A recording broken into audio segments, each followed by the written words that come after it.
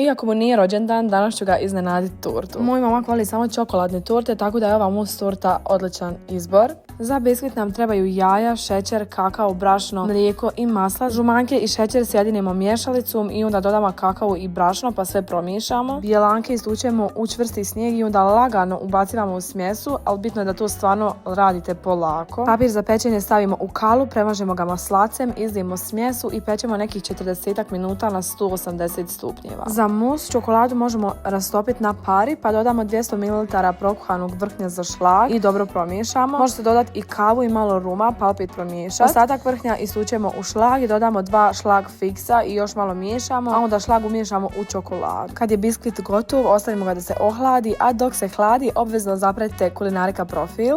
Na kraju spremljeni mus prelijemo preko ohlađenog biskvita kojim smo prethodno natopili mlijekom i torta treba biti u hladnjaku par sati i onda ju možete poslužiti.